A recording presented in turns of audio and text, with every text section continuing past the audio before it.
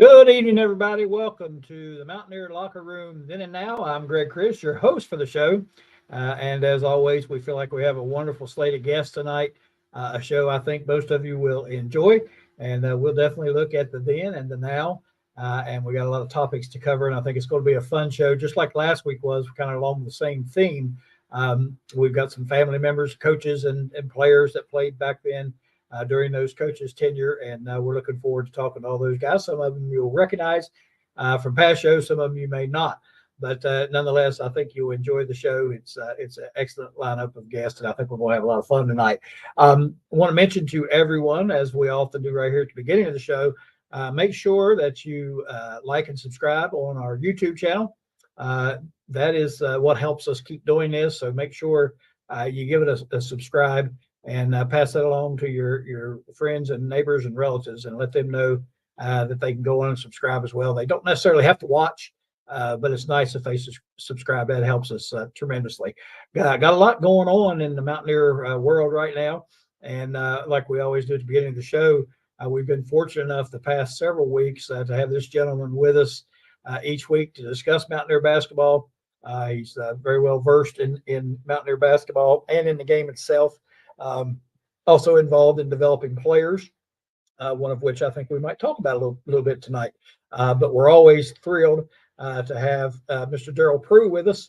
Darryl, welcome to the show, my man. Hey, Greg, how you doing?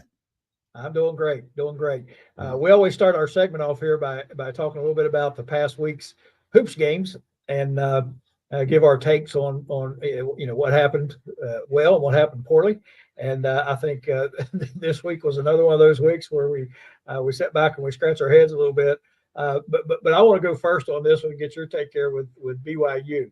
I have not seen a guy since Charles Barkley that was 6'6" and 240 pounds dominate a game like the BYU center. I can't pronounce his name, so I'm not even going to try. But the way he dominated that game Saturday was unreal. And I just want to see what you thought of that. Yeah, I understand the same hotel they were at, and I was like, he's my height or shorter. And I was like, wow, But it goes back. I was telling the person I was with, I was telling him. So the issue is Edwards never played man-to-man defense before. He always played set in the zone, so it's easy to block because you're coming from the weak side, you're coming from different angles. Now, guys, it's mano a mano, and he was the backup center. He wasn't even the starting center. Right. He wasn't even the starter, exactly. And I want to get your take again. You develop players and work with big men, and I coached, and some of the game is above my head, but we taught on guarding a big man like that, defensively, man to man. You have to get up on their strong shoulder, on their inside shoulder. Everything he shot was right-handed. To me, you have to get up on that left shoulder, get up high, and force him to at least go the other way a little bit and see if he can use his left hand at all. We never did that one time, and he just backed Edwards back down into the basket and just turned around and laid it in. And he was so big, Edwards couldn't do anything with him. He couldn't touch his shot, and he just stayed behind him the whole time. And I'm sitting there thinking, just get up on his shoulder and make him go the other way at least once, see what happens. And we never did that. And I don't know what your take is. I know you, like I said, you develop players, so you obviously know more about it than I do. But what do you think about that? No, you're exactly right. So you got to play those guys different kind of ways. You just can't let them get in a little rhythm, And I don't think doubling was the answer because they shot so well. Right. I was at Georgetown, and Greg Monroe, we had another guy named Julian Vaughn, and Louisville had a guy, he was nothing but left shoulder jump hook, left shoulder jump hook.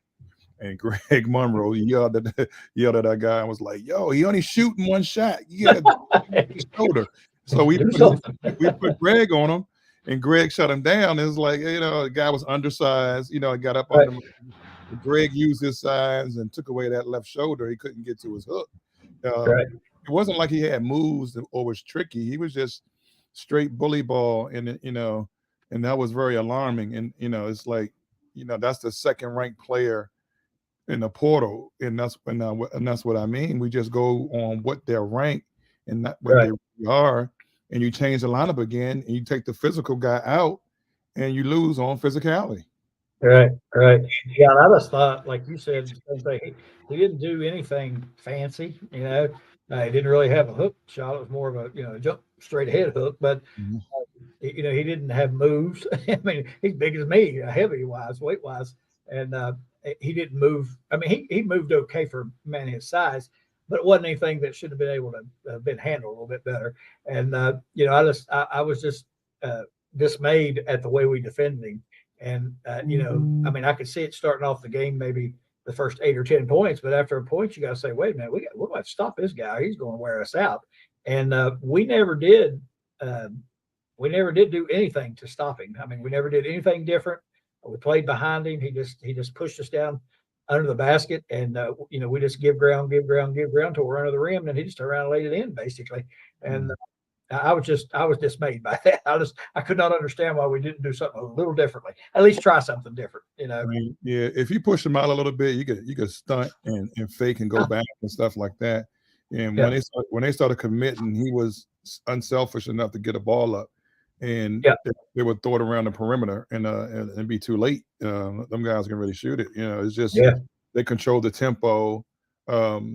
We couldn't go back at him because Jesse Edwards is not that kind of post player to throw it to him and he would go back at him to get him in trouble. But it's somebody got to make an adjustment. Somebody got to tell him what to do. Somebody got to tell him you might have to take a foul or get a charge. Hit him, take a step off of him, let him jump and hit you, fall down, take a charge. And there was no, like you said, there was no adjustment on it. And I guess it didn't, he probably wasn't even that high on the scouting report. So it's probably probably missed, you know what I mean, and missed scouted. And then you can't do that at this level. You got to scout all of them. If it was one move, then he has one move, and you have to talk to these guys about how to defend these moves. Yep, and like you said, a lot of people don't know it, but he was not even a starter. He's a backup. The starting center was out. In fact, when I heard that, I thought, hey, we might have a shot here. And then I saw him. I'm like, we better do something to stop this guy. We're in trouble. And like I said, we never did. On the other end of the floor, when Jesse would post, he would shove him out. He got him out away from the basket, and he struggled with that. I thought the guy was a pretty good defender too, because he used that weight and kept him off the glass, kept him from getting in close.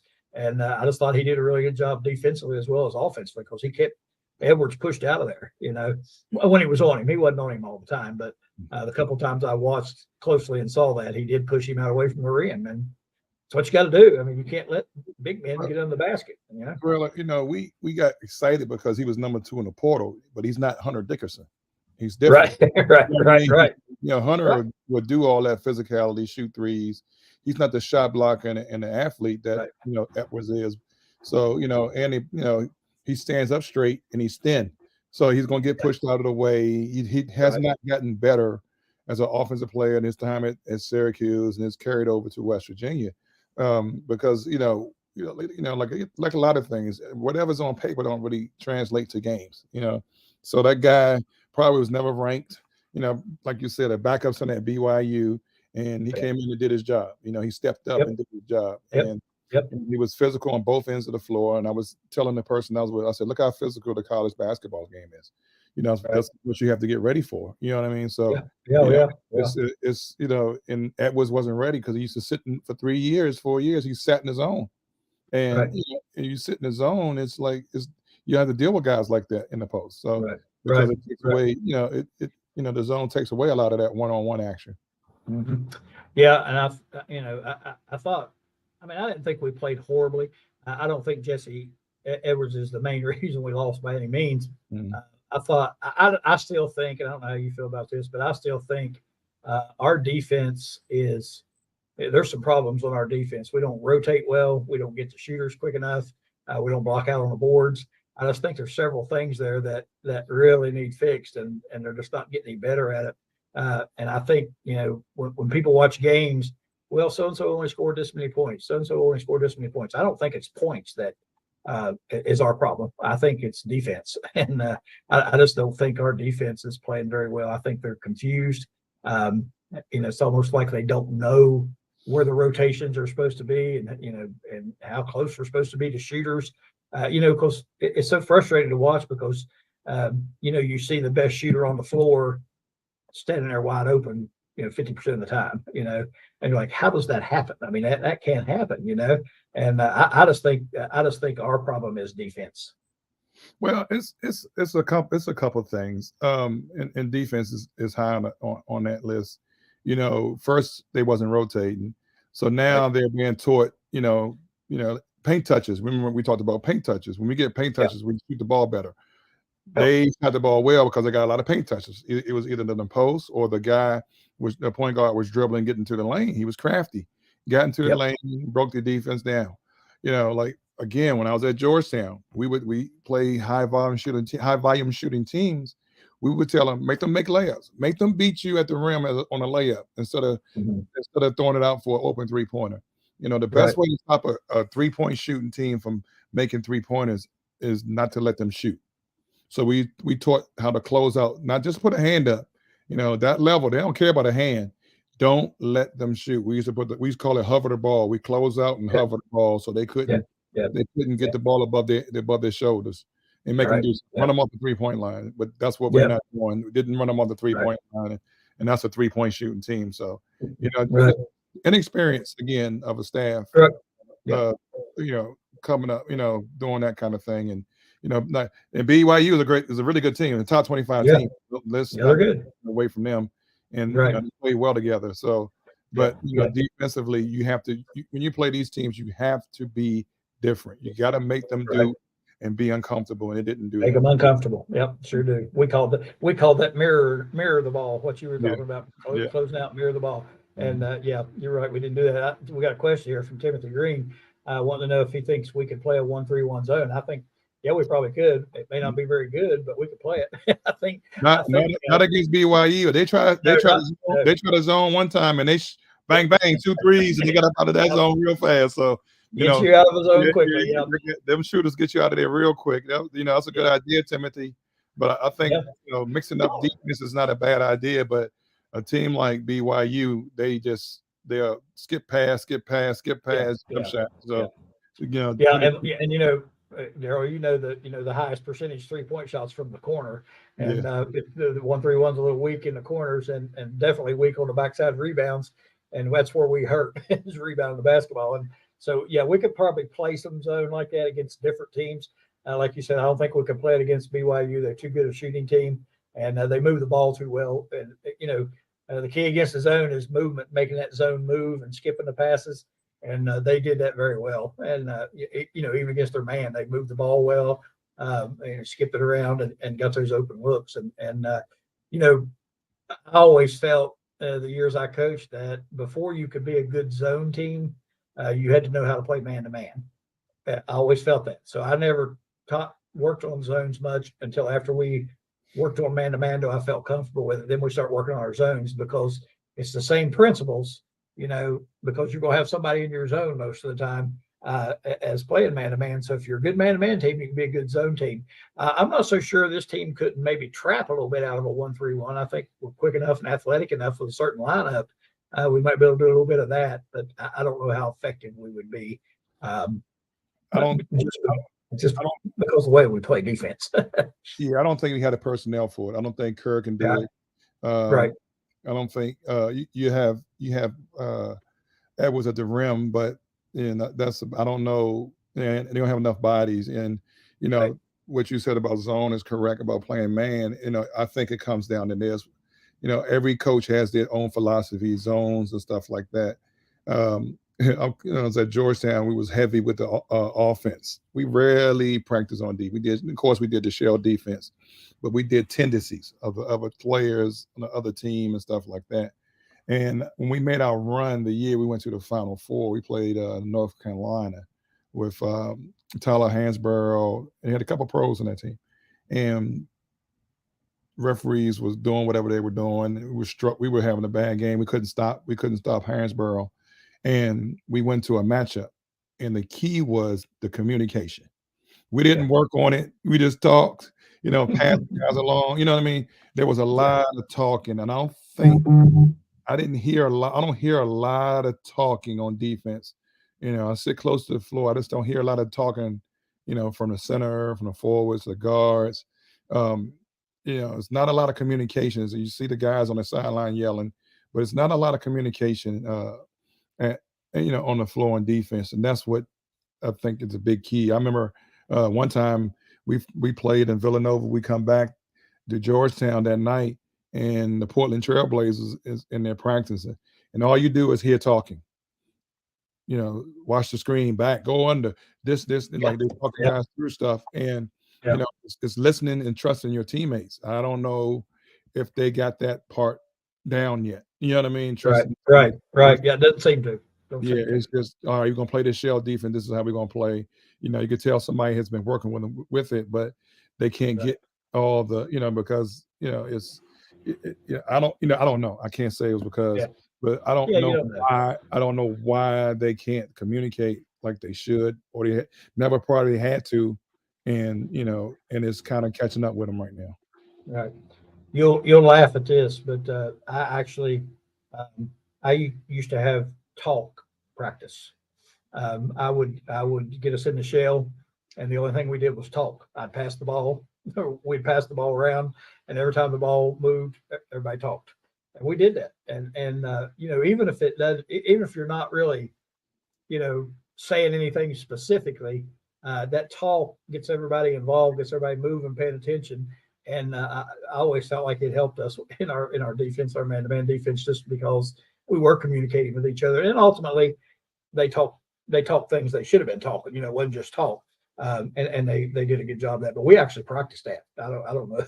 No, I know probably sometimes you guys coach college probably think you guys at the high school level. Come on, I man. mean that's they call it old school, but that's basics. That's fundamentals. Right. The Right. fundamentals of defense. It's like, everybody's, oh, you're an old school coach. What's the difference in the old school coach and new school coach? Yeah. I don't allow mediocrity. I don't allow stuff that doesn't go. Right. The basketball still play offense, you still play defense. You know what I That's mean? right. And I think that was a good idea. It's just like in the classroom. Like like at Georgetown, we wouldn't let them have their phones at the pregame meals because we want them to talk. You know what I Right. mean? We want them to have Right. we Absolutely. want, you know what I mean? Like, if you can communicate on the floor and something goes right or wrong, you can communicate it without somebody blowing up at each other. The communication Right. now you see is people arguing at each other, not talking Right. to each other, working it Right. out. The figuring out skills is lacking amongst youth now. You know what I mean? Because Yeah. you Yeah. always see one doing something for them. When I was coaching, I didn't like a lot of drills because I don't Right. think drills translate to games. It might do one part of the game, but then at the end of the day, they have to. I always tell them, fix it. How do you fix Right. it? You know what I mean? And it's communicate. Mhm. Even on Yeah. offense go wrong, communicate. All right, move the ball, Right. move the ball. Let's get into this. You know what I mean? And Yeah. instead of people fighting what the communication is, and that happens a lot because it's a lack of trust or lack of understanding. People don't talk because they don't want to be the bad guy. They don't want make them feel like they're doing too much or whatever. But great. That's a great thing. Talking, like, that's a underrated part of defense is Right. communication. Absolutely. My last year at West Virginia, we were great defending team. We wasn't the best team, most athletic team, but we plugged away, and we found a way to win because we started communicating on defense. Right. Yeah, that's a huge part of it. I'll tell you one more funny story before we get Frank and those guys back on here. This I always said, this is what made me realize that you have to take care of the little things, whether it's talking, whether it's your warm up, whether it's your jump ball situations, whatever. The first game I ever coached, I was coaching a freshman team at Golly Bridge, and we had practiced a month or so, and we had our first game, and the other team made a basket, scored. My kid grabbed the ball and just dribbled down the floor. Referee blowing the whistle, stop. And he looks at me and he's like, what? He's like, what I do? And I said, you have to inbound the ball. And he's like, have to what?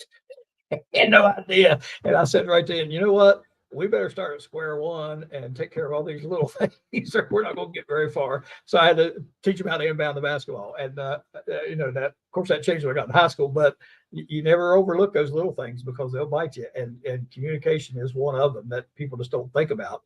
And they're just, one of the things I've gone to a coach's clinic down in Kentucky when Rick Pitino was there, and we got to watch him practice several times. And I just marveled at the little details that he pulled out every 10 minutes. It was something, and I'm thinking, never even thought of that, things like how to catch an outlet pass with your butt to the sidelines, just things like that. And, people that don't coach the game or involved in the game don't realize how many of those little things are that make a difference. And you mentioned a few of them there, and that's correct. So hopefully we can get those things ironed out, man. We still got a little ways to go in the season, and they can still salvage. I still think we have enough good players to where we can be a decent team.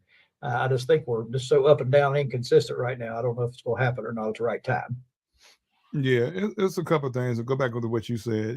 I put a post out there about Aristotle today on Facebook, and it says, "Those who know do, those that understand teach," and that's what Right. With Rick Pitino. It's the same thing. Big Oh, John yeah. told me, he said, "Teach the game, Darryl." He says, "As simple as throwing a ball into the post. Don't assume they know." So I do my development stuff. I go back to the dribbling, the layups, passing, rebounding, everything, because, the kid was talking to at the game, the big fella, and I said, to him, I was like, with all these trainers in the States, because he's from Europe, I said, all they do is teach dribbling and shooting. Yep. Dribble 15 times to get one shot off. It could be a bad shot. There's no passing. Kids don't know how to pass, where to pass. As your point, Rick Pitino, this is as simple as how to catch. Right. Catch. You know what I mean? The angles of where to throw the ball. You know what I mean? So those like people skipping all the basics, and they're giving, they're going right to the pro stuff, and like, okay, your kid is 5, 7, 10, 11, 15. You know what I mean? Like 18 is. They did that other stuff, the basic stuff, before they got to that. You know what I mean? So I remember we watched Seton Hall. They had a guy that was averaging 25 points a game, and they would shoot all contested shots, running out of bounds, shooting and stuff like that. And I was like, okay, he can make tough shots, but can he make the open shot by himself? That's the difference. And NBA don't care about the tough shot. You make that one when LeBron's coming down the middle and he throws it out to you in the corner. Can you make that shot every time? You know what I mean? I don't care about taking 5 dribbles, because they're not gonna let you do it. All right. So. Yep, that's right. Real quickly here before we jump into football, you had one of your trainees, I think, signed with WVU this past week. Just mention his name real quick, and then we'll have to move on to our football segment. Yeah, he got an offer from West Virginia University. He's top 60, which is going to climb. He's only been in the States for a year. He came in here last January from Germany. He's 7 foot tall, 17 years old. He won't be 18 until June. Doesn't move like a 7-footer. More of a stretch 4. Very good player, skilled. He's been offered by Kansas, Iowa, Georgetown, Maryland, Ohio State, and a lot of different schools. So he's starting to blow up more. And West Virginia offered him 2 days ago. Okay, awesome. We'll keep an eye on that, and hopefully we'll get him in the fold. That'd be great. Darryl, as always, man. 2025. He's not a 2024, so we got another year. 2025. Oh, okay. Hey, got another year, man. Yeah. Big kid. Appreciate your insights again. Always fun to hear your take on everything. A lot of good information there, and look forward to doing it again next week, man. Thanks a lot. All right. Thank you. Y'all have a good one. All right, Darryl. Take care. Darryl Prue, everybody, WVU All-American, great basketball player. Like I always tell him, the smoothest jump shots you've ever seen. All right, we're going to bring Frank back in here now. We're going to talk a little bit about our what we talked then and now. Now we're going to go back to the then. We've got some special guests here. I think you're going to enjoy hearing from these folks. It's going to be a lot of fun. I look forward to going back and just sitting back and watching Frank do his thing. He's a lot better at this than I am, so I'll just kick back here and enjoy it. Frank, I'm going to turn it over to you, and we'll get into a little bit of football. Hey, thank you so much, Craig. Appreciate it. Let me get you out of here. There we go. This is going to be a very special show for me. And actually, I thought the basketball talk was very relevant here because if there is one thing that Jim Carlen and the staff were known for, it was the basics, the fundamentals. And that really defined certainly Carlen's tenure at WVU, but also at Texas Tech and South Carolina as well. So what I'm going to do right now is bring in my sidekick, Mickey Plumley, who played for Coach Carlen. Actually, he was the only head coach during the tenure that you were playing for the Mountaineers, Mickey. Is that true? That is correct. It was a close call, though, Frank. I don't know if you want me to get into this story now, but actually, tell that story, and then we'll bring Mollianne and Ken in. Actually, I was recruited at WVU in 1966 by Gene Corum, who the week after he offered me and I accepted the scholarship offer, they let Gene go. And a lot of people in Southern West Virginia said perhaps I was the reason why they let him go. I'm not sure about that. He did offer me the scholarship. And then lo and behold, when I get to Morgantown that August, he's gone and Jim Carlen is the new man on the scene. And what a great guy. We'll get into it in the conversation here today, but thoroughly enjoyed playing for the man. Had a big impact on my life as a young person maturing in life. And just really a great coach, a great human, a good Christian man, taught us a lot of great Christian principles, he as well as Bobby Bowden.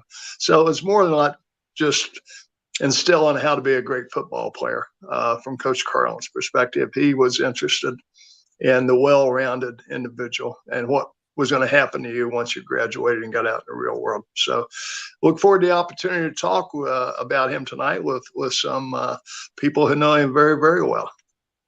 Very good. Let me bring them in right now.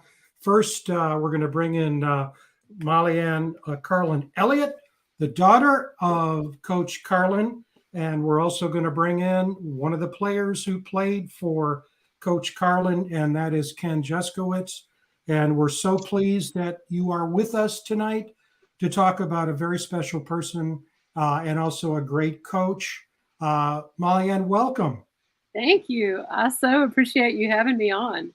I'm incredibly grateful for you, Frank, because just briefly, my dad's been up for the NCAA Hall of Fame coach position now for several years. And, the more years go on, it's more difficult because so many new coaches come in and they only pick 2 a year. So when you contacted me and you were really doing your homework and kind of telling the story, it made such a difference, not only to me personally, and I have a brother and sister as well. So much to them too. But anyway, so I was you were such a great surprise to me. Well, thank you very much. It really is an honor. And you and I have talked many times, and that is how important it is to honor those who came before that set the foundation for what came after. I'm a great believer that we stand on the shoulders of others. And so I think, especially for the show, since we're in the off season, let's focus. During the season, we focus a lot on the now, and off season, we want to focus on the then. So, and you were obviously an important person in your father's life, and now are a very important actor in the effort we're all behind, and that is getting Jim Carlen into the College Football Hall of Fame. And let's, Ken, you were very close to to Mollianne and the Carlen family, not only as a player but afterwards. And you've got, I think, an important story in terms of those linkages, in terms of the role that your wife played with Mollianne. There was a relationship maybe there that was stronger than it was for you at the beginning. But welcome and thanks for being here. Thank you, Frank. Coach Carlen meant a lot to both me and my wife. Meant a lot to our family. We were friends after Coach Carlen left here, Texas Tech, and then to South Carolina. We visited him down in South Carolina, Columbia. We also visited down in Hilton Head, played together. The thing I was talking about earlier, I guess, Mollianne, you were probably like 2 years old when you were in Morgantown, right? Or less than that? I was 3 when we moved there. I had 3 or 4 before. And it just so happened I was a walk-on. Coach Carlen gave me a scholarship after about 30 minutes, 40 minutes of kicking in front of him. I kicked in front of Coach Bowden and Coach Carlen, and he told me after I was done, I don't know where you live, son, but I want you to move into the dormitory stuff. You're going to be on scholarship, which was very unusual since I never played a football game in my life. I was a soccer player. But once I was on the team and Coach Carlen found out I was dating this Judy Skunda from Weirton, West Virginia, it happened to be my babysitter. Coach Carlen lectured me on the fact that I get to take care of. We stayed in touch for a long time, and very instrumental in a lot of ways and changed. And by the way, I did take care of his babysitter. We were married for 52 years. So, yeah, I told Ken growing up, I thought Ken's name was Ken and Judy Juskowich. It all just they were one person to me. Delightful. And there she is. Mm-hmm. Thanks. So that's one last picture, Judy. Thank you. So, Coach Carlen, everybody you talk about Coach Carlen, and you talk about a CEO type, a leader, dedicated. He never put himself above the players. I mean, it was always about the players. It was always about getting them educated, them through college, getting them to church on Sundays. As I think we talked before, we went to different denominations every Sunday. But what you are, if you're Catholic, whatever, we're going to go to this church on Sunday. If you want to go again, you can go on in the day. And he always knew what we were doing. He always knew great. He had a hotline. And like I said in the book, The Band of Brothers, when he called you in and you did something wrong, you might as well just spill the beans because he had all the facts. Well, that's true as his child too. He tell him everything and not lie to him. So you knew not to lie to him, and I don't know what our percentage of graduation was his last year, but it was phenomenal from the first year that he took it over until we graduated. The classes graduated. The last class, I guess, was Mickey, 69 or 1970 class, right? Yeah, we actually graduated in May of 1970, but the last team, of course, was the Peach Bowl championship team that night in Atlanta, Georgia, when we took down South Carolina. And of course, Frank talks a lot about that in his book, Band of Brothers, Then and Now. I've got one quick story I'll tell about Coach Carlen, my first encounter with the man. As I mentioned earlier in the show here, I'd actually been recruited by a different head coach who had gotten fired by the university. So I got up to Morgantown and I had a meeting with Coach Carlen. Had never met the man before in my life. And he brought me into his office and he sat me down. He said, son, I want to tell you something. He said, I didn't sign you. I did not recruit you. He said, I came out of the South. And, down in Southern style football in the SEC, he said, we put a lot of emphasis on speed and quickness. And he said, I think you're too big. Now, Frank, I was 6'4", 235 pounds. Now, compared to today's offensive tackle, you can probably add 100 pounds to that. But at 235, I was one of the biggest, if not the biggest guys on the team. And he said, Plumlee, I don't think you'll ever play a down for me. But he said, I am going to honor your scholarship because it was granted to you for your accomplishments in high school. And I'm going to honor that commitment that the university has made to you. Well, I walked out of his office talking underneath my breath. And I'm thinking, I'll show this guy one way or the other. And little did I realize at the time that was a motivational speech on his behalf, just to get me psyched up for the new era. And then the era of football did change with him coming in with the class of 1966. But I thought to myself, I'll show you. I'm going to start every single game.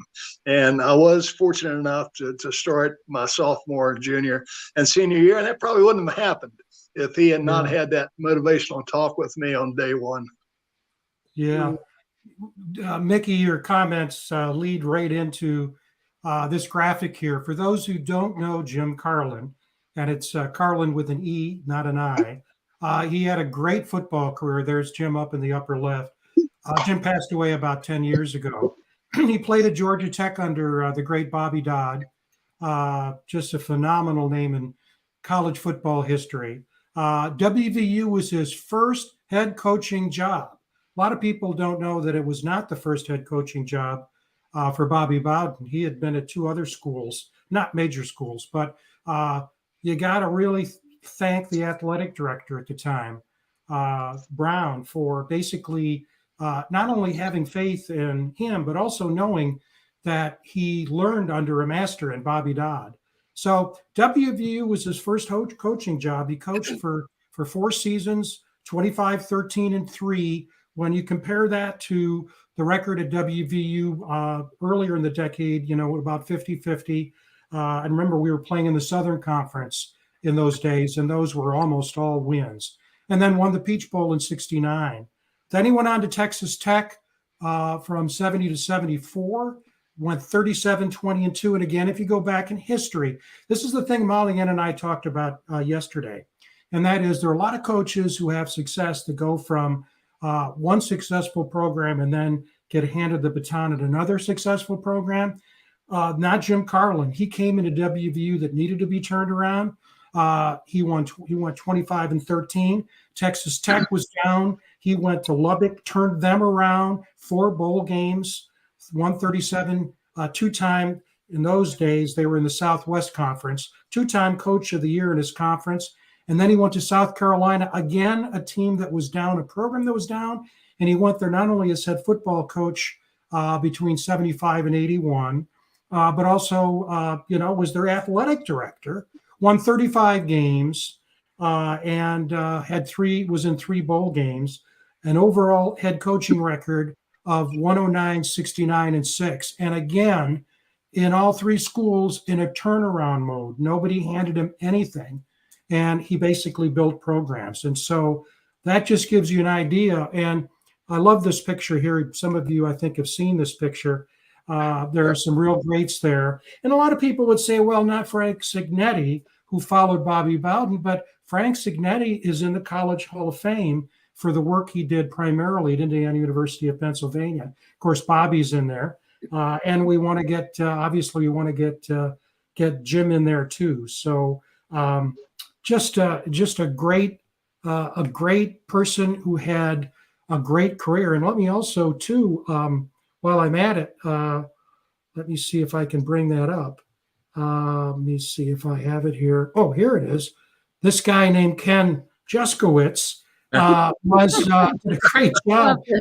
Look at that. And that was it for, again, I'm a history buff.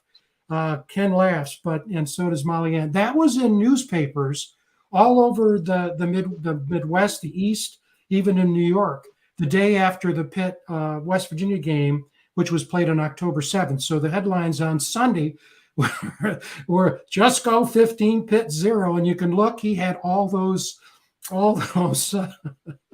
field goals. And I'm laughing because Mickey Pomley is part of this story too. But if you look at the total, right, Mickey? If you look at the total yards on the day, look at that. Pitt had 25 yards, minus 20 total, minus 21 rushing, 4 for 19 passing. We could have done better, even at our age, I think, than those guys did that day. But that was well. Tell the story, Mickey. I mean, Ken should have had number 6. Well, he should have, yeah. And I hate to relate this story, but it's true. And I got to stand up to it. Late in that game, when we were ahead 15-0, the school record for number of field goals kicked in the game was 5. That was held by Frank Nestor, I believe. But anyway, I held it before that with Villanova. Oh, that's right. So, but late in the game, we got down around the 25-yard line or so. Time was running out, and Coach Carlen called timeout. And there were a few seconds left on the clock, and he sent Ken and I in. I was a snapper on field goals and punts, and Ken actually had a chance to set the all-time record that would never, ever be broken of kicking 6 field goals. And the headline should have said Juskowich 18, Pitt nothing. However, when I went to snap the ball back to the placeholder, I caught the nose of the football in the turf, and the ball rolled over end over end. The placeholder had to fall on it for a fumble recovery, and Ken never had the opportunity to kick that 6 field goal. So Yeah. every time I see him in Morgantown, I have to buy him a libation to make up for that. That's funny. I have my son. I have 4 kids and a daughter and 3 sons. And one of mine did play college football. He played at Air Force, and he's a long snapper. So, Oh, okay. yeah. So we're the special teams. We're all about special teams here. Yeah. Well, we had John Antonic, who is works at West Virginia and is really an historian, just a great. He embraces history, writes about it, does a great job for the university. His material, stories, and columns are always online. You can read. And we had him on as a guest a couple of weeks ago. And obviously, we didn't script anything for him. But I was telling this to Mollianne the other day. There are just a few names of coaches in WVU history that you can say, without them, would we be on the map we are today? And he mentioned Jim Carlen. He really believes that was the beginning of the modern era. And we were also talking about the fact it's very difficult to separate, the Bowden era, because Bobby was brought in by Jim to be his offensive coordinator.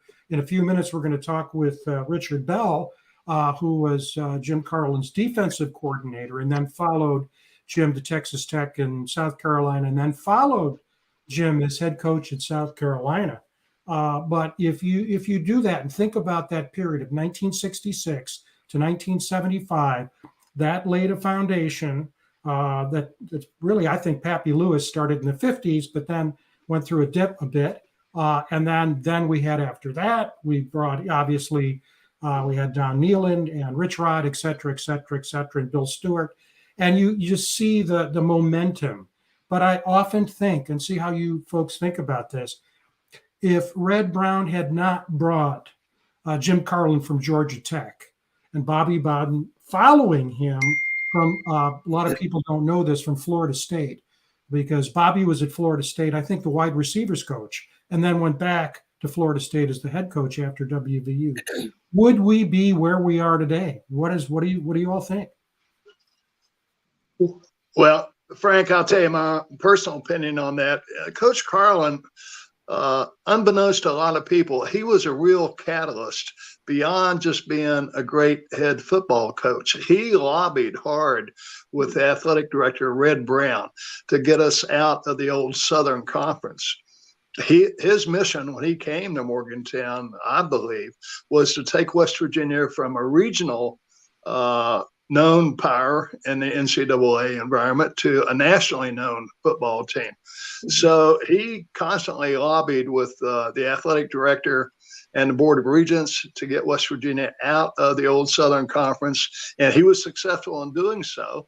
We became an independent, and when we became an independent, we picked up a lot of what became Big East competitor schools later, as well as schools like Indiana and a few others that we picked up on the schedule post, when I graduated in '69. But I don't think that impetus may not have happened if Coach Carlen had not arrived on the scene when he did. Yeah. He also negotiated for Route 79 going through the state of West Virginia. Yeah. He got the recruiting thing is, he said, if there aren't good highways, I can't recruit. Right. Yeah. So it's so interesting. Most kids don't really know a lot about their dad's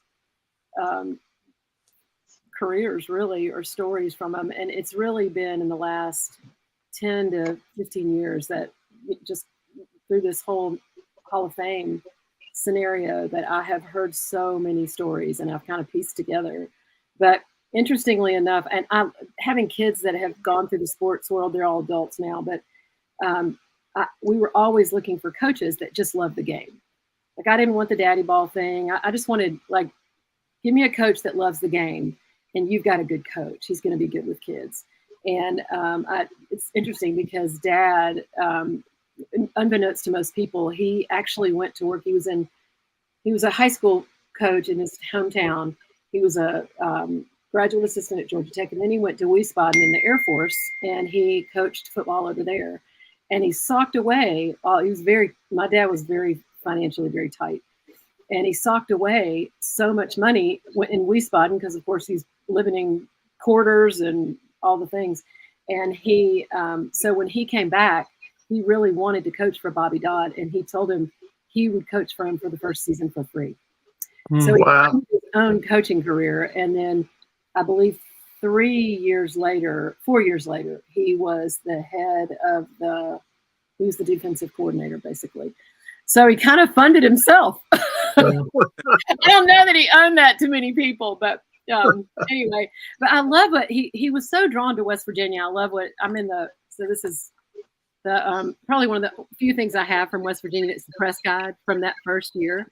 And I love what he says here. He just says, I came to West Virginia with a dedication to giving the people of the state fast-paced, aggressive, and appealing brand of football. I can't say how long it'll take to get a winner.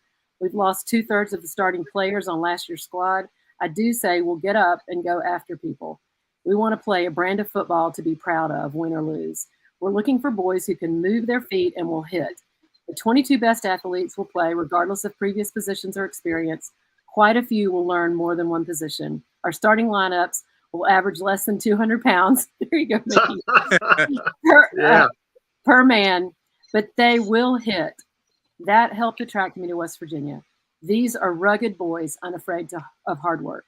And every time I heard my dad talk about West Virginia, that is what he said. Best people on the planet are in West Virginia. He said they're salt of the earth and they're rugged people. And they know they've got grit. And so I think my dad thoroughly enjoyed his time at West Virginia. My mom, my dad, it says he grew up in the hills of Tennessee. Well, P.S., the hills of Tennessee don't compare to the hills of West Virginia. I think that's how he sold my mom on it. But she was like, "Law, these were real mountains. These weren't hills." And there's your mom there. Yes, there's my mom. Yes. So anyway, interestingly enough, Coach Evans, one of the other coaches who came, he wasn't there at the beginning, but all these coaches stayed with my dad. We were like a big family that went he didn't have a lot of shifts in his coaching staff unless one went, like Bobby Dowden and Hayden Buckley went with him to stay at West Virginia. But for the most part, we moved as a family. Coach Bell and his kids, Coach Evans and his kids, Coach Fligg and his kids. We went, Dad's whole career, we had a really consistent coaching staff, and all the kids were about the same age. So we're still really close. We're like siblings. But, I remember Coach Evans, he is passed away now, and he talking about the first year they needed a practice field. And y'all probably remember this, and you may have been a part of it. And correct me if I've got the details wrong, but evidently for the summer, Coach Evans, I think his salary was like, it was crazy, $7,000 a year, maybe. But he paid him for the summer to get the practice field done. And I think he hired several players. Of course, you can't do that now, but that didn't have jobs to go home to. And so it was actually players that sodded and did the practice field. Because I can attest to that, Mollianne. I was one of those you were employees. I was, myself and John Hale, who was on our team as well, a great defensive end, as well as others. But what happened was that was the year they put AstroTurf in on old Mountaineer Stadium. So we actually were hired to go run sod cutting machines, cut up the sod, roll it up in the 9-foot segments, load it up on a truck, take it out to an old field on Evansdale campus and relay it to build the practice field on. And it was a way not only to, as a matter of fact, John and I were both married. We got married midway through our junior year. And it was a way to help us support our families. It was all above board and legal. Back in the day, you could do something like that. But it was also a way to keep us in great shape because it was hard work on that. I also there with Roy Stanley, one of our recruits from Georgia. But Mollianne, I don't ever remember getting paid. Sorry, Ken. With interest. I was the family babysitter and I didn't get paid either. Yeah. After Judy moved along. Yeah. The major reason I wanted to have that photo up that's up right now is that, everything I heard, I did not know Jim Carlen. I knew Bobby, but not Jim, was that he was a CEO type and he really brought really good people to surround him. And as Mollianne said, they stuck with him. And we'll talk with Richard in a few minutes. He left as DC here and became DC at Texas Tech. But he was great in public relations, as Ken said, not only with their legislature, but also with fans. In fact, I think I heard at one point he went to, one high school in southern West Virginia, maybe 3 years in a row to speak at their banquet. And so he got the fans revved up about the importance of WVU football, what it could be. But as you guys know, referring to Ken and Mickey, academics didn't take a back seat with Jim Carlen. He focused on that, and that was a major issue for him. And so I thought this photo here was perfect of Jim behind a microphone. What I'm going to do right now is I'm going to bring Greg back on. I'm going to go to the back room so I can call Coach Bell from Georgia, the defensive coordinator, and we're going to have a conversation with Coach Bell. So let me bring you back on the stage, Greg, and let me take myself away. All right. All right. It's interesting when people say that Dad was such a fan. People either loved him or couldn't stand him. That's the truth of it. He was very no nonsense. He would have been a terrible politician, but he could definitely get what he wanted because he was relentless. That's from the side of a coach. Yeah, that's the way it is. They either hate you or love you. Yeah. I've been through that myself. That's right. First of all, Mollianne, I know you must be thrilling for you to hear these stories and hear folks talk about your dad. And I don't know anybody's. Well, I know Mickey's old, but I'm a lot younger than Mickey. But I didn't know anything about your dad. I knew the name, obviously, but through Frank's book, through getting to know these guys, Mickey and I've heard so many stories and good stories and so much interesting stuff about your father. I know you must be thrilled. And I want to ask Ken, you and Mickey, I'll let you go first. Listen to the conversations and him, what she read in the press guide there, mentioning that he wouldn't have a player alignment over 200 pounds. Do you feel like he was, and you guys knew him and played for him, ahead of his time? Because, if you look at the college game today, now granted, these guys are bigger, but I think that's just through, a natural evolution. They're going to be bigger and faster and stronger. But a lot of the college programs focus on smaller, quicker linemen. And that's something that's just happened here in the last, 10 years or so. But sounds to me like he may be just a little ahead of his time with this mode of thinking. Mickey, what's your thoughts on that? Well, I think definitely. I think he was, Greg. No question about it. Not only from that perspective of the type of player he recruited, but also, as Ken mentioned, this CEO aspect of the job. I mean, he saw himself not only as a head football coach, but more importantly, as a chief executive officer that had to get things done at the university. I mean, you seldom saw him during a practice. I mean, he would be there at the beginning of the practice. I'm sure he was watching us from somewhere, but he turned the coaching duties over to the men that he hired because he had complete confidence in Bobby Bowden and Richard Bell and the other players that he had, Jack Fligg, my offensive line coach, to mention just one of them. But he took that standoffish approach as a head coach, let his assistant coaches do their job, and then he was there to provide the leadership and the motivation to get the job done. Ian, what's your thoughts? No, I agree 100%. I think, a good coach, he always said that he always wanted to hire an offensive coordinator that was better than him, a defensive coordinator that was better than him. And I sometimes see coaches that aren't successful they don't hire people that are better than at those positions because they're threatened. They take their job. Coach Carlen threatened by anybody taking his job because he knew what he wanted to accomplish. He was in control, and he hired really good people all the time. Like Tom Kuser said, I was reading about Tom when talking to Tom Kuser earlier. He was our center and our lineman. He said Coach Carlen had the knack of when someone left, he brought someone just as good or on the same level. When Coach Inman left, he brought Coach Bell in. And I mean, it just was a circle of bringing in the best people for us. And we had great coaches and a great leader. Yep. Again, I can attest to that. I know, when I was coaching in high school, this is a different college, obviously, but whenever we had to have an assistant coach, I always, of course, got to sit on in the interviews and would get to ask questions. And one of the questions I would always ask, do you have aspirations of being a head coach someday?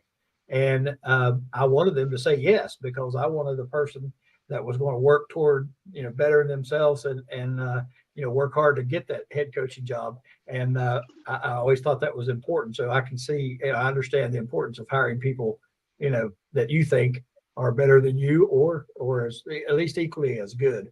And I think looking at his coaching hires when you went back and I've looked at his career, you see some really good coaches in that coaching tree. And I think that's a mark of an excellent coach when you see that coaching tree branch out into all these different areas. Frank is back with us. And I think, Frank, if I'm not mistaken, you have Richard Bell on the line to talk to us a little bit. So I'm going to turn it back over to you and kick back and listen. Well, thank you very much, Greg. And all of you know Richard Bell. He often says that Jim Carlen was a great coach, but a better person. And those words apply to Richard Bell. And for those of you who are not familiar, Richard, I'm showing this on the screen now. You can't see it. Richard, Coach Bell is on the phone, but look at that pedigree. He was the defensive coordinator at WVU, then at Texas Tech, then at South Carolina, then succeeded Jim Carlen as USC head coach. But he also coached at VMI, Georgia Tech, was defensive coordinator at Duke, Air Force, East Carolina, UGA, Navy, and also was a high school coach. And as I understand, Richard, let me know, you were coaching high school in your mid to late 70s. Is that true?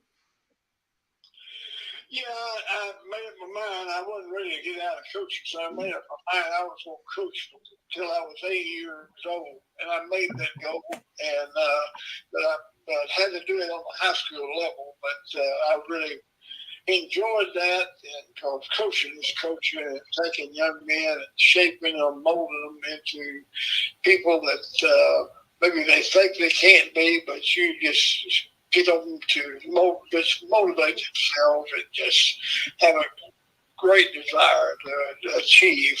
And they find out that, hey, I'm better than I think I am. And if you can get them along that line, you've made a great impact on that young man's life. And also you've made a tremendous impact on the football team by making those guys better and working together and everything. So, hey, the only thing I can say, with Jim is he was the best ever and everything. And I won't go into what I think about should have happened to him, but anyway, tremendous knowledge, not only of the game, but just of how to motivate people. And I did hear the Mark earlier, that he was never, well, it was said he was always in practice. Maybe not see him, but he was there, and he had a great grasp of what we were doing because we had sat down earlier in the day and gone over everything, and so he knew what was supposed to be done. And so when he was there, he was immediately checking and being sure that we were following through on the plan that we had set that day. But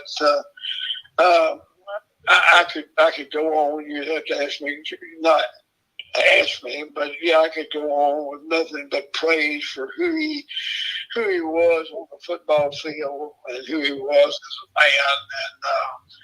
man. And he just I tell you what, he really, all of us that coached with him, but Dick Inman, who was there, preceded me, and Bobby Bowden. I talked with Bowden when we had that reunion back in the 69 and everything, but all of us, Jack Flake, hey, we were better people because we worked with Jim Carlen, and so it was, and he did. The guys that he had on the staff he wanted us to make decisions. He told us, hey, I don't want you to be sitting here and just letting me make all the decisions. I can do that, but I want you guys to be very much a part of it, and also encourage and upbeat and make these young men into better men, which he was stressing all the time. So anyway, I'll let you, and I won't keep on going. I could just keep on going, but if anybody has any questions they want to ask me, feel free to ask. Yeah. Well, one of the things I was going to say, Coach, I'm going to put a graphic up here. It was not just working, helping players become better persons, but he had great players to work with. You did too, and I'm showing here the Heisman Trophy ceremony when George Rogers at South Carolina won the Heisman, and there's Jim Carlen. You can't see it, but Jim Carlen there is on the screen. And another person who was a big fan is of Jim Carlen, who just spoke volumes when Jim passed away. I'm showing a picture of Steve Spurrier, who just went out of his way. Again, I think another person who understands the importance of history and the people who went before. And Steve basically said, South Carolina, I'm on the shoulders of Jim Carlen. And I remember reading that testimony he gave after Jim passed away, and you could tell it was from the heart. So I have to say a couple things about Coach Bill. Go ahead. First of all, my mom never says his name without the tagline, "He's the finest man I know." And that's really true of Richard Bell. Yes. And Amen. I think you talked about it in the book, but I was privileged to be witness to one of the most poignant things in my whole life. My dad he was in care. He had dementia pretty severely, and he was on morphine. And so Coach Bell drove from Georgia to South Carolina. And so they had lowered my dad's bed to about, I don't know, a foot off the ground. I guess they do that, and so that if he had rolled over, it didn't have far to fall. But Coach Bell got down on his one knee and literally for probably 2 to 2.5 hours. Now I'm holding my dad's hand, and I kept saying, Dad, if you're aware, if you can hear what Coach Bell is saying, just squeeze my hand. And he would. But he wasn't responding at all. But Coach Bell, like a good coach, reminded my dad of story after story after story of who my dad was, what an impact he'd had in people's lives. It was the most amazing thing I've ever seen anyone do for someone. Just it literally, and my dad died about 24 hours later. Wow. It was incredibly kind. And I do happen to know that Coach Bill, he sounds really nice, but if you're messing up, he's going to be in your face. And I know he did that with my dad too, and I'm so thankful. And I think my dad was really grateful too. So anyway. Well, Frank, I want to just say it, and that happened before if they needed and everything, but Mollianne, you weren't supposed to do that now because you brought tears. I know, I'm crying too. I was going to say she brought tears to everybody's eyes. So everybody should have a Coach Bell. But as Mollianne knows about her dad, as Kenny knows about her, and everybody that played for him. I mean, there was only one boss on the field, but he was it. So anyway, and when he said jump, we all jumped. And so he just had a perfect feel about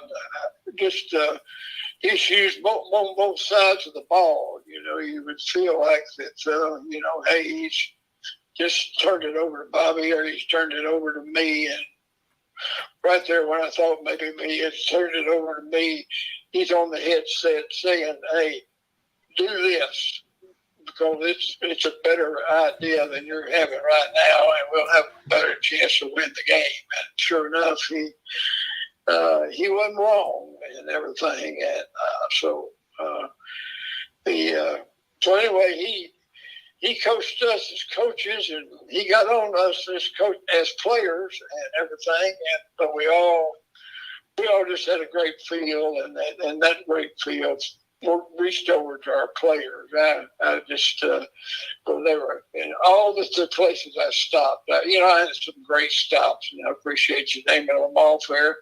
They were very meaningful to me and everything. But I tell you what, I call them kids, but we had there in West Virginia.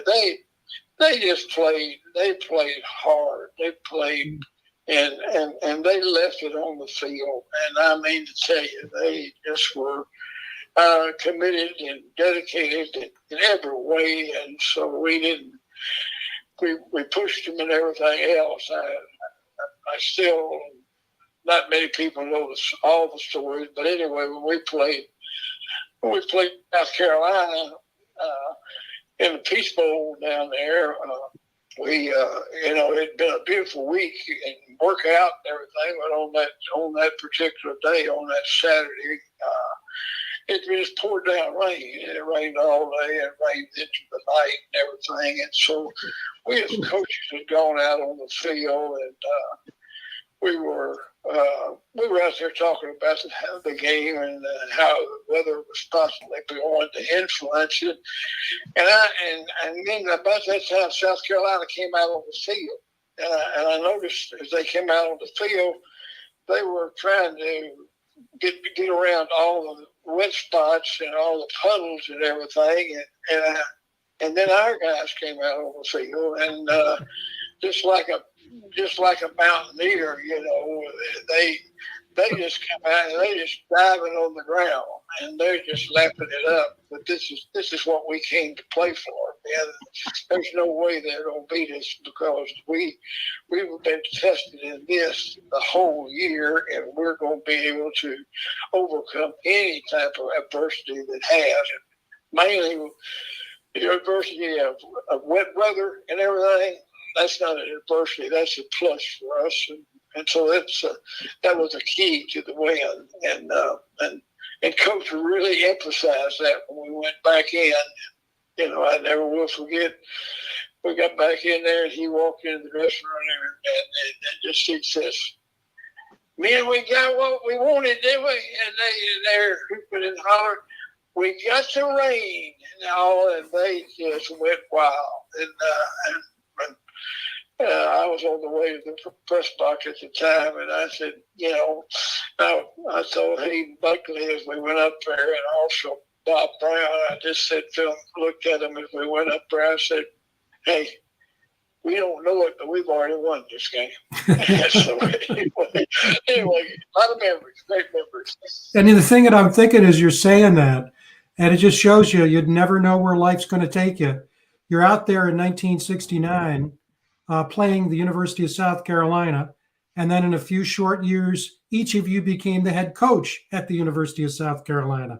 You never could have imagined it that night, but sometimes it's interesting where the paths of life take us. Yeah, you're absolutely correct. I mean, it's the kind of leadership that we want to see in society, not just in college football and college sports, but everywhere in society. What you're really describing, I think, Coach Bell, is a great connection of the mind, the body, and the spirit. You know, you never can go wrong when those three things are connected. And you know, a lot of us believe that we need that connection tighter in today's college sports. And one of the reasons we want to expose fans and others to the history of WVU football. And so, questions from the rest of the folks on the screen. You know, the one thing. Go ahead, Ken. Mollianne said that a lot of players they either liked Coach Carlen or they didn't like him. But I could tell you that there's some players that didn't like him when he was here, when he coached him, because he was tough on them, because he molded him in. But I'll tell you what, when we had 3 reunions here in Morgantown, afterwards, the people that didn't like him now loved him because they were successful in life and he helped mold them through those years. I don't ever think a head coach is going to be your best friend. I don't think that works. I think he's got to be somebody that's going to mold you because you're at a young age and get you ready for the next step in your life. And Coach Carlen did that, and his staff. And it's so good to hear from you, Coach Bell. Mm-hmm. Coach Bell, right there with him. Mollianne, you want to? Oh, I was going to say, yeah, that game, wasn't that the game that Coach Bowden completely switched the offense on? Wasn't it the peach ball? Yes. Yes. Yes. I went to did he go to a wishbone? I mean, it was like a Yes. switch. Yeah. I love that. Yeah, kind of unheard of in this day and time. I don't think you've ever seen Yeah, that. exactly. That's pretty awesome. Mickey, I what think he about had to you? call Any final Darryl thoughts? Royal or somebody out in Texas to find out how to Mickey, do any it. final thoughts? Do what? I was asking Mickey if he had any final thoughts. Hey, Coach Bell.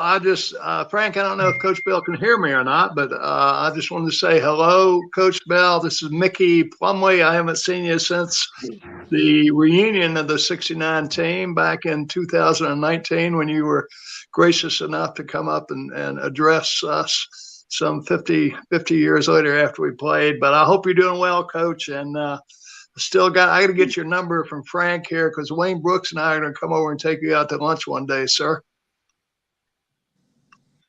Well, I appreciate it. I've had some battles with my health. Mainly it's sciatic nerves in my back that have been really hitting me and everything. But I'm overcoming that and getting on it. Marilyn and I have been Marietta, Georgia, and it's really Woodstock outside, but it's right there in Marietta and all. And so I've gotten back on my feet, and I'm also, I don't have any type of hold up. I can walk, I daily walk and get out and do everything anybody else does, but it's really, but we're really blessed and everything. And I think, as you guys talk and everything, I think the emphasis there, but really to get back to it and just emphasize it more than anything else. And then to say it is Jim emphasized the spiritual side of it, and not only just the spiritual side of it and a walk with the Lord and the walk with the Lord Jesus. He also the walk he emphasized to it is it's not always an easy walk; it's a tough walk, and he expected us as coaches and the players that played for him to grow and be the men of God that he felt like that from a biblical standpoint they ought to be. And so anyway, it's just, Mickey, just good to hear your voice. And if you and Wayne did that, we'll get over there to Marietta one day. We're not that far away from you, Coach. Love you, man. Love y'all. I love y'all. Love you, Coach Bell. Thanks, Coach Bell. All right, it's a whole bunch. Just love all of you. Thank you for some great years. Yeah. Thanks, Coach Bell. We appreciate it very much. We'll be talking soon. You take care.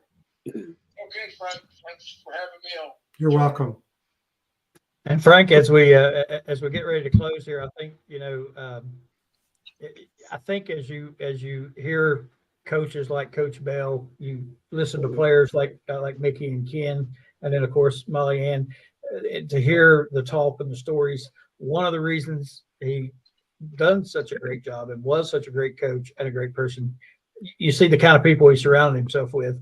And I think these coaches that you talk to, and I've talked to several of them, when they talk about him, it's just pretty much the same thing. You know, he was the man in charge, but he also had an awful big heart and took awful good care of folks. And I think that's a credit to Coach Carlen and the guys that played for him and his family. And I think when you hear these stories, and it's awesome for me to sit back and listen to these stories and hear these guys talk about him and talk about the other things. It's so fun for me. You know, Mickey, as a kid, it's fun for me to sit back and hear all these stories from you guys, and it's really heartwarming and uplifting to hear that. And I've heard so many times that people have said, and all the people I've talked to on my show and interviewed through Frank, all of them say the same thing. He laid the foundation for where we're at today in the Mountaineer football world, and that's a big tribute to him. So awesome job, all of you. We appreciate you so much. Mickey co-hosts with us, so we appreciate your input. Ken, it's nice seeing you and talking to you again. We appreciate you. Always great to hear from you. Mollianne, it was great to meet you, and loved hearing the stories. I think we could have a show, this same cast of folks, and probably do this for an hour or two. I don't think we did it justice with our 45 minutes here. I think we could do a couple hours with this. But thank you guys so much. It was wonderful, great show, great to listen to. I know the people that listen to the show had to truly enjoy that. That was simply awesome. We appreciate you again. Thank you. Thank you. Take care, Greg. All right, Mickey and Frank, that's going to do it for another Wednesday night. We'll wrap it up here on the Mountaineer Locker Room then and now. We appreciate everybody tuning in and joining us. We look forward to bringing you, I don't know if we'll be as good as this one, but we'll bring you another show next Wednesday night. Take care, everybody. Good night.